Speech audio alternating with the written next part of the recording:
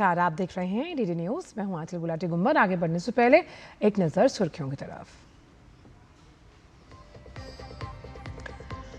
प्रधानमंत्री के वादे के अनुसार दिवाली से पहले केंद्र सरकार का बड़ा तोहफा। 22 सितंबर से रोजमर्रा की चीजें और गाड़ियां होंगी सस्ती। नेक्स्ट जनरेशन जीएसटी रिफॉर्म से आम आदमी को होगा फायदा। सस्ती होगी पढ़ाई से लेकर दवाई तक।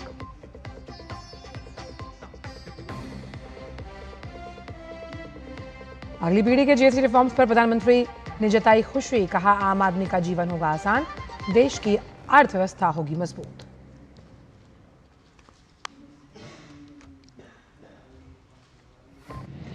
बिहार में विपक्षी दलों के मंच से प्रधानमंत्री नरेंद्र मोदी की मां को अपशब्द कहे जाने के खिलाफ प्रदर्शन। एनडीए के आधे दिन के बंद का बिहार में दिखा असर।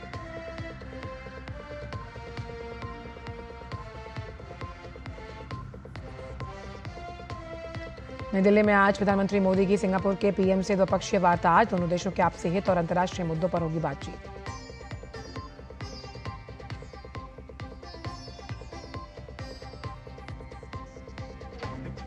और हॉकी एशिया कप में सुपर 4 में आज भारत और मलेशिया की भिड़ंत। कल पहले मुकाबले में भारत ने डिफेंडिंग चैंपियन कोरिया के साथ खेला था ड्रॉ।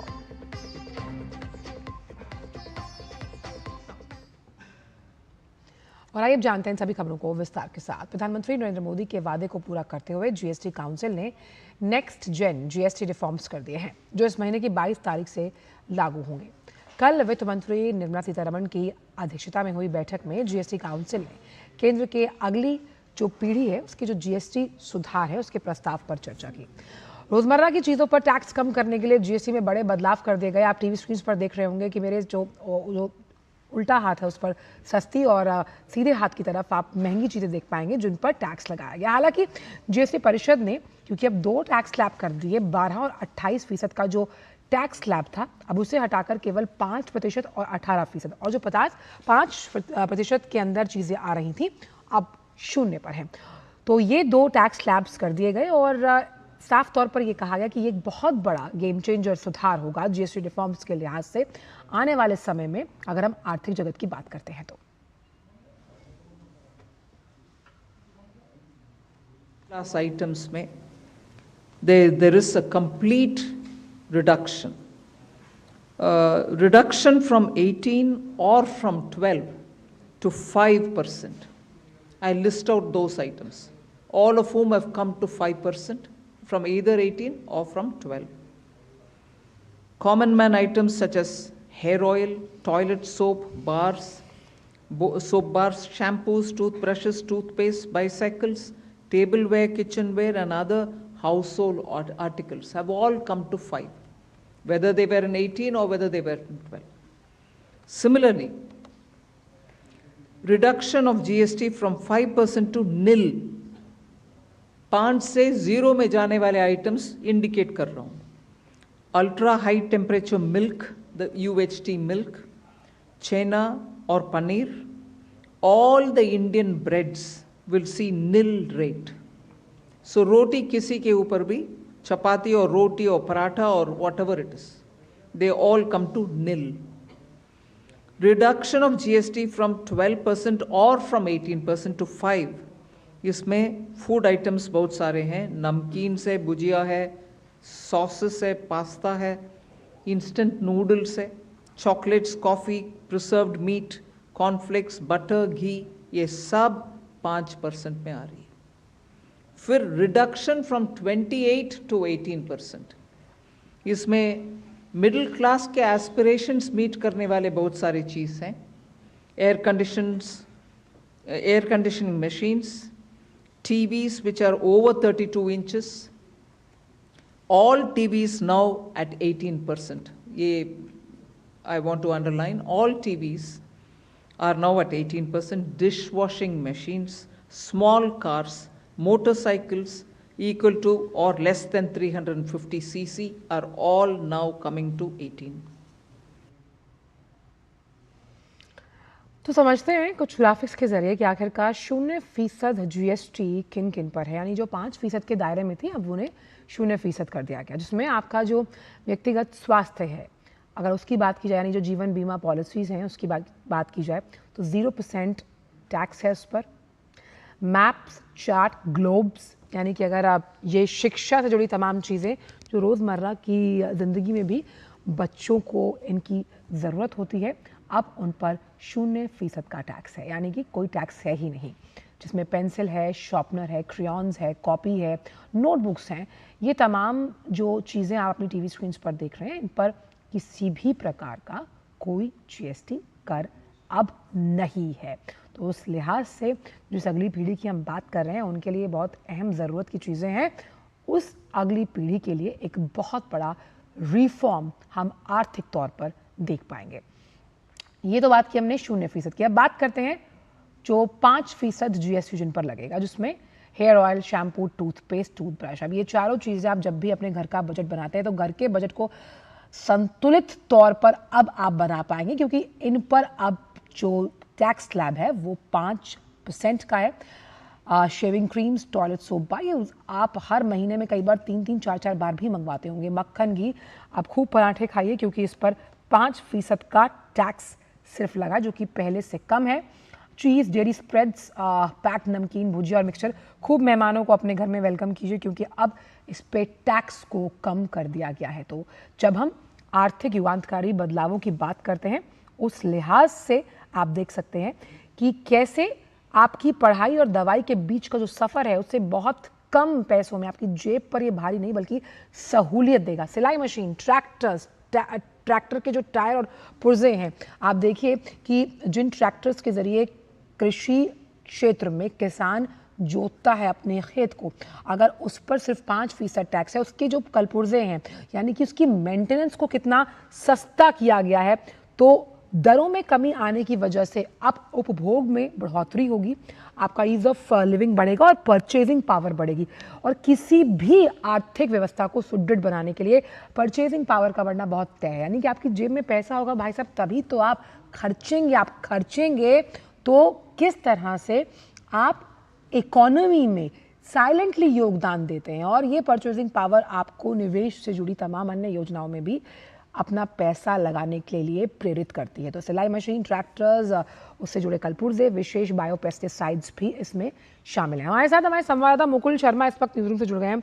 मुकुल, अगर देखा जाए तो जिस अगली पीढ़ी के जीएसटी सुधार की हम बात कर रहे हैं, उसमें सरल, निष्पक्ष और समावेशी इस पूरे स्ट्रक्चर को बनाया गया है, जहां ये उपभोग को तो बढ़ावा देगा ही, और जो एक संशय था कि राजस्व में कहीं ना कहीं नुकसान होगा राज्य को, उसे सिरे से नकार दिया गया है। यानी ये 2 टैक्स स्लैब आपकी जेब के लिए सहूलियत। बिल्कुल आंचल, जैसा आपने कहा कि यहाँ पे जो लगातार सरकार की तरफ से प्रयास किए जा रहे थे और जिस तरीके से हमने देखा कि 2 स्लैब जो हैं जीएसटी के वो निर्धारित कर दिए गए हैं, और इसको लेकर तमाम जो अलग अलग उत्पाद जिन पे उसका असर पड़ेगा उसकी भी जानकारी आपने हमें दी। लेकिन जो मंशा जताई जा रही थी कि कैसे जो हमारा राजस्व है, जो रेवेन्यू है, उस पर उसका असर आएगा, लेकिन सरकार ने उस लिहाज से भी अपनी पूरी तैयारी की और उसके बाद जो ये नया खाका है ये पेश किया, जिसको हम नेक्स्ट जनरेशन रिफॉर्म कह रहे हैं। और दिवाली के लिहाज से अगर देखा जाए, क्योंकि प्रधानमंत्री ने तो इस बात की घोषणा हमने देखा था लाल किले से ही कर दी थी 15 अगस्त को कि इस बार दिवाली पे जो है वो बम्पर धमाका जाहिर तौर पर होगा लोगों के लिए। और अगर देखा जाए, क्योंकि हर एक क्षेत्र के लिए सबसे पहले अगर हम रोज़मर्रा की चीज़ों की बात करें, यानी आपको ये देखना होगा जो आपके उत्पाद की कीमत है वो सिर्फ कम नहीं हो रही है, बल्कि कीमत के साथ साथ आपका जो बचत है वो भी बढ़ेगी। तो आप एक साथ कई चीज़ों को बढ़ावा दे रहे हैं और इसका असर देखिए आज सुबह भी हमने देखा, जैसे ही जो मार्केट की बात की जाए, शेयर बाजार की बात की जाए, तो वहाँ से भी हमने देखा किस तरीके से अच्छी प्रतिक्रिया आई। लगातार एक तेज़ी जो है मार्केट में वो देखने को मिली, करीब 600 से 650 तक एक तेज़ी मार्केट में भी देखी गई। तो ये बता रहा है कि किस तरीके से एक जो नेक्स्ट जनरेशन की रिफॉर्म है इसको किस तरीके से जनता देख रही है हर एक क्षेत्र में। अगर बच्चों की बात की जाए, पढ़ाई की बात की जाए, क्योंकि देखिए जब हम बात करते हैं तो हर किसी के जहन में 2 खर्चे काफ़ी अहम हो जाते हैं, एक तो पढ़ाई का और दूसरा दवाई का। तो यहाँ पे उन दोनों पर हम काफ़ी अहम देख सकते हैं, क्योंकि हेल्थ इंश्योरेंस की बात की जाए, लाइफ इंश्योरेंस की बात की जाए, तो वहाँ पे तो टैक्स 0 हो गया। आप एक चीज़ उसमें भूल गए, रसोई का भी, क्योंकि जो तमाम चीज़ें जिनका इस्तेमाल हम ब्रेड, मक्खन, घी, तो अब इन चीज़ों के लिए भी आपकी जेब को पैसा कम खर्चना पड़ेगा। यानी अगले बजट की तैयारी से पहले जो रोज़मर्रा का बजट आप ज़रूर घर वालों के साथ मिलकर बनाते होंगे, उसको संतुलित करने की सरकार ने पूरी कोशिश की है। बिल्कुल आंचल, देखिए बतौर महिला आप रसोई को कभी शायद भूल नहीं पाएंगी, वो भी ज़रूरी है और हर किसी के लिहाज से, क्योंकि खर्चे लगातार बढ़ते हैं, हर किसी के तमाम खर्चों पर कहीं ना कहीं लगाम यहाँ पे लगेगी। और जैसा आपने शुरू में कहा कि हमारी जो परचेजिंग पावर है वो बढ़ रही है। पिछले जो आंकड़े हैं वो इस बात की लगातार गवाही देते हैं कि किस तरीके से परचेजिंग पावर आम आदमी की बढ़ी है।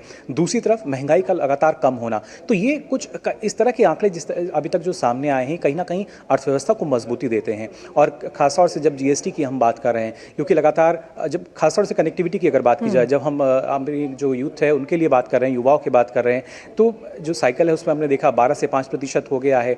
और इसके साथ साथ बाइक्स की बात की जाए या 1200 सीसी की जो कम की जो गाड़ियां हैं उनकी बात की जाए, उन पर कम किया गया है। तो ये ना सिर्फ परचेजिंग पावर बढ़ाएगा बल्कि एक जो हमारा कह सकते हैं लक्ष्य है आत्मनिर्भर भारत का, उसमें एक मील का पत्थर साबित होगा। और वो कहते हैं ना कि जेब पर भारी नहीं होगी अब आपकी सवारी, क्योंकि हम ऑटो सेक्टर के जरिए नया ग्रीन रेवोल्यूशन लाने की तैयारी में। अब हाइब्रिड कार्स को देखिए, उस पर भी टैक्स स्लैब को घटाया गया है।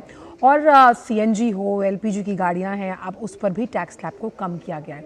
जब भी हम जो ऑटो सेक्टर है उसके पॉजिटिव टेरेन में आने की बात करते हैं, यानी आप अपनी ग्रामीण अर्थव्यवस्था को सुदृढ़ कर रहे हैं, उस लिहाज से उसका बहुत बड़ा हम कहते हैं कि सकारात्मक सूचक है। ऑटो सेक्टर के लिहाज से उसके जो एंसिलरीज हैं उसके अगर हम तमाम प्रोडक्ट्स को देखें तो पॉजिटिव रिपलिंग इफेक्ट्स आते हुए इस फैसले से। बिल्कुल आंचल, खासतौर से जब हम देश की अर्थव्यवस्था की बात कर रहे हैं, पिछले दिनों जिस तरह के आंकड़े आए तो उसमें हमने देखा कि ग्रामीण क्षेत्र की जो भूमिका है वो लगातार बढ़ती नजर आई है, क्योंकि ग्रामीण क्षेत्र से भी जो परचेजिंग पावर है वो ज़्यादा हुई है, जो परचेजिंग क्षमता है उसमें इजाफा हुआ है। और खासतौर से जब हम कृषि क्षेत्र को देखते हैं तो हमने देखा ट्रैक्टर्स की बात की जाए, उसके कलपुर्जों की बात हम करें, स्प्रिंकलर्स की बात की जाए, उन सब में कमी उनको लगभग 5% पर ला दिया गया है। इसके साथ साथ जब हम बात करें कि कैसे और ज़्यादा ग्रामीण क्षेत्र में सुधार हो सकता है, कनेक्टिविटी जो है वो बेहतर होगी। और उसके साथ ही जब हम कृषि क्षेत्र को देख रहे हैं, खासतौर से जब जो रसायन की बात करते हैं, बायोपेस्टिसाइड्स की खासतौर से बात की जाए, उसमें भी लगातार कमी की गई है। तो ये कमी सिर्फ हम कह सकते हैं सिर्फ आपके जो आप उत्पाद खरीदते हैं वहाँ तक सीमित नहीं रहेगी, इस कमी का बाकायदा असर आपकी जेब पर पड़ता हुआ नजर आएगा, आपकी जो बचत है वो बढ़ती नजर आएगी। और जैसा कि आपने यहाँ जिक्र किया शुरुआत में, जब हम रसोई की बात कर रहे हैं तो वहाँ पे रोज़मर्रा की जो आपकी चीज़ें हैं, वस्तुएं हैं, वो कहीं ना कहीं शुरू होती हैं और डेली की हमारी जो है रोज़मर्रा की जो है वहाँ पे आपको बचत दिखनी शुरू हो जाएगी। अगर आप अगर औसतन एक राशि अगर रखते हैं 10 रुपये की और उसमें हमारा जो हर रोज़ का खर्चा था 8 रुपये और उसके साथ साथ 2 रुपये हमें कहीं ना कहीं टैक्स के देने पड़ रहे थे, लेकिन अब उसमें कटौती कर दी गई है। तो अब आपकी जो बचत है सीधा उस पर असर पड़ेगा, वो आपकी जो बचत है वो बढ़ती नजर आएगी और ये तमाम क्षेत्रों में इसका जो व्यापक असर है वो हमें देखने को मिलेगा। अच्छा, एक चीज़ और होती है कि क्योंकि गर्मी का मौसम है, ऐसे में एसी की ठंडी ठंडी हवा के लिए भी सरकार ने आपके लिए एक बहुत अच्छा फैसला लिया, उस पर भी टैक्स को कम किया गया। एसी की ठंडी ठंडी हवा हो और साथ ही साथ आपको एलईडी पर अपनी मनपसंद फिल्म देखने को मिले, उस पर भी सरकार ने इंतजाम किया कि भाई आपका टैक्स स्लैब कम हो। इस लिहाज से देखिए जो एफएमसीजी की तो हमने बात की, साथ में आप पैक नमकीन भी खाइए, उस पर तो 0% टैक्स है। लेकिन जो कैपिटल गुड्स हैं, अगर इस सेक्टर की भी हम बात करें तो ये बड़े प्रोडक्ट्स हैं और ख़ास तौर पर आम इंसान ये सोचता है कि भाई जब ऑफ सीज़न हो तब मैं एसी लूँ, लेकिन मुझे लगता है कि उस ऑफ सीज़न को अब इन सीज़न सरकार ने बना दिया कि भाई आप एसी लगाइए, एलईडी टीवी का मज़ा लीजिए और अपना जो ईज़ ऑफ लिविंग और स्टैंडर्ड ऑफ लिविंग है हम उसको और अपटिक कर सकते हैं। जी बिल्कुल, और ख़ासतौर से क्योंकि अब त्योहारी सीज़न शुरू हो जाएगा, दीपावली का सबको इंतज़ार रहता है और अब से पहले हम देखते थे दीपावली पे इस तरह के ज़रूर जो ऑफर्स थे अलग अलग कंपनियां निकालती थी, लेकिन सरकार ने इस बार एक बम्पर तोहफा जो है पहले ही पूरी जनता को दे दिया है। ना सिर्फ इलेक्ट्रॉनिक उपकरणों की बात की जाए बल्कि खासतौर से जब हम ग्रीन रेवोल्यूशन की बात कर रहे हैं वहाँ पर भी अगर बात की जाए, हमारे सोलर पंप की हम बात करें या जिस तरीके से पैनल लगाए जाते थे छतों पर, या फिर हम सोलर वाटर पंप की बात करें, उसमें भी गिरावट की गई है। तो अब सरकार का ध्यान सिर्फ ये नहीं कि आम जनता तक फ़ायदा पहुँच ही रहा है, बचत भी हो रही है, लेकिन पर्यावरण के लिहाज से वो कितना ज़रूरी हो जाता है, कैसे उसको बढ़ावा मिलेगा। सोलर पैनल की कीमत जो थी उसमें ज़ाहिर तौर पर कमी आएगी, जो लोग हैं और ज़्यादा उस पर भरोसा जताएंगे, ज़्यादा वो उसको खरीद सकेंगे और इसके ज़रिए भी ना सिर्फ लाभ उनको मिलेगा बल्कि पर्यावरण के लिहाज से भी काफ़ी महत्वपूर्ण। अच्छा, एक चीज़ और है कि अगर आप थोड़े जो लग्जूरियस प्रोडक्ट्स हैं उनका आनंद लेना चाहते हैं तो उस पर सरकार ने आपको कोई रियायत नहीं दी कि अगर आप चाहते हैं तो उसके लिए आपको 40% का टैक्स देना होगा। इस लिहाज से ये कितना इम्पोर्टेंट आप मानते हैं? और सबसे हम यहाँ पर हम ये भी समझना चाहेंगे आपसे क्योंकि ये जीएसटी काउंसिल के जो फैसले हैं ये राज्य सरकार और केंद्र सरकार कैसे समन्वय बिठाएंगे, क्योंकि बहुत से ऐसे प्रोडक्ट्स हैं जिन पर राज्य अपने हिसाब से टैक्स लगाता है। हम जानते हैं कि CGST होता है, SGST टैक्स होता है, उसे किस तरह के इस पूरी खाई को कैसे बांटा जाएगा इन फैसलों के लिहाज से? बिल्कुल आंचल, देखिए उसी वजह से जो 56वीं GST काउंसिल की बैठक थी, देर रात तक उसमें हमने देखा किस तरीके से मंथन चला, क्योंकि अलग अलग जो राज्य हैं उनका मत यही था कि हमारा जो रेवेन्यू है, सोर्स ऑफ रेवेन्यू जो है, उस पर इसका असर सीधे तौर पर पड़ेगा। लेकिन उसी लिहाज से पूरा जो खाका है वो तैयार किया गया, जो राज्य सरकारें हैं उनको भी किसी तरह का नुकसान ना हो, आम जनता पर भी इसका बोझ ना आए, और एक कहीं ना कहीं अगर देखा जाए तो स्मूथ मार्केट जो है वो सभी को मिल सके। और इसके तहत ही अलग अलग जो फैसले हैं, जो खासतौर से GST रेट्स हैं वो हमने देखे हैं किस तरीके से कम किए गए हैं। और ये काफ़ी महत्वपूर्ण, क्योंकि लगातार इस बात की मांग हो रही थी कि सिर्फ 2 ही स्लैब रखे जाएं, वो सरकार ने किया है, ये बड़ा कदम। और जहाँ तक बात है लग्जरी आइटम की, आपने जिक्र किया था, खासतौर से उसमें जो ऐसी बड़ी कारें भी हैं, लग्जरी कारों की जो श्रेणी में आ रही हैं, तो वहाँ 40% के बावजूद फ़ायदा जो है वो लोगों को मिलेगा, क्योंकि अब से पहले उन पर 50% का जो टैक्स था वो देना पड़ता था, करीब 45 से 50%। लेकिन अब जो GST की हम बात कर रहे हैं वो करीब 40% हो जाएगा। और इसके साथ साथ एक तबका ऐसा भी है जिसका मत ये है कि अगर आप लग्जरी आइटम पर टैक्स लगा रहे हैं तो शायद वहाँ जो लोग हैं उसको पे कर सकते हैं, लेकिन सबसे ज़्यादा असर आम जनता की जब हम बात करते हैं, जब मध्यम वर्ग को हम देखते हैं, निम्न वर्ग को हम देखते हैं, उस लिहाज से, क्योंकि उनकी संख्या जो है हमारे देश की जनसंख्या में एक बड़ा हिस्सा उनका है, उस लिहाज से अगर देखा जाए तो ये बहुत ही लाभकारी है और परिवर्तनकारी है। बिल्कुल, और ख़ास तौर पर क्योंकि जिस रोटी, पराठे और घी और मक्खन का हम जिक्र कर रहे हैं, अमूमन ये आम दिनचर्या के साथ साथ आपके बजट को संतुलित करता है, और उस लिहाज से GST के मुआवजे को लेकर भी कदम बढ़ाए गए हैं, और इसे समावेशी प्रणाली के तौर पर एक बहुत ही उपयुक्त फैसला माना गया है आर्थिक तौर पर। बहुत बहुत शुक्रिया मुकुल, इन तमाम जानकारी को बहुत ही रोचक तरीके से हम तक पहुंचाने के लिए। तो GST काउंसिल का हालांकि अभी 2 दिन की बैठक थी, पहले ही दिन एक सिक्सर लगाया गया आर्थिक पिच पर। वहीं जो trade promotion council of India, क्योंकि लगातार रिएक्शंस आ रहे हैं और पॉजिटिव रिएक्शंस हैं, एक्सपोर्ट की अगर हम बात करें उसने भी हाथों हाथ लिया एक्सपोर्ट की अगर हम बात करें। वहीं जो trade promotion council of India के चेयरमैन हैं मोहित सिंगला, उन्होंने GST काउंसिल के नेक्स्ट जेन GST रिफॉर्म्स का स्वागत किया, और ये सभी रिफॉर्म्स इसी महीने की 22 तारीख से लागू हो जाएंगे। और मोहित सिंगला ने कहा कि घरेलू उद्योग के लिए ये रिफॉर्म्स संजीवनी बूटी का काम करेंगे। आइए आपको सुनवाते हैं। On behalf of Trade Promotion Council of India, I congratulate the government for this much timed, very well thought of and much needed financial stimulus that the government has given to the domestic industry.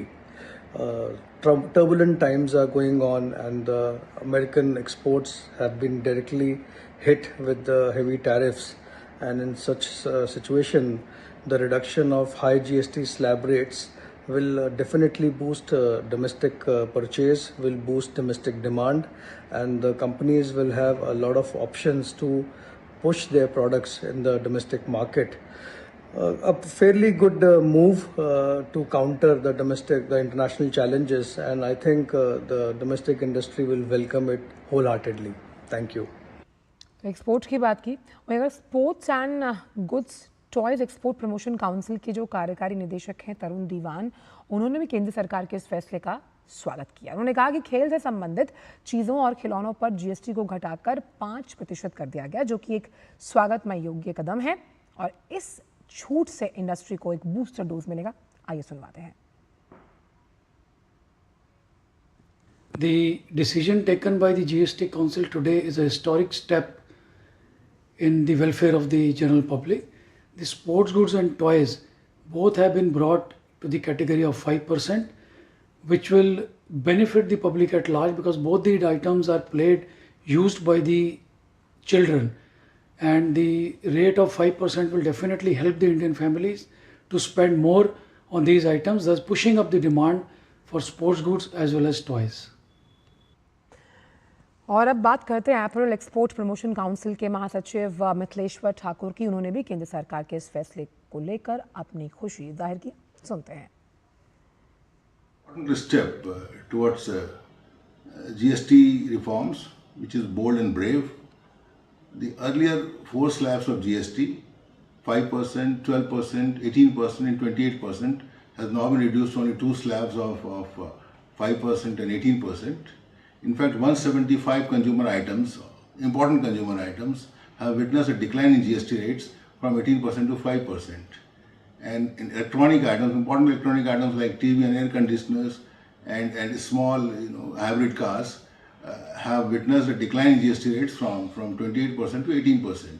So all in all, if you see, this will lead to rationalization of GST structure. It will drive the consumer demand. It will jack up the consumption. It will lead to simplification of rates, and all in all, it will lead to ease of doing business for the industry and a major relief for the consumers.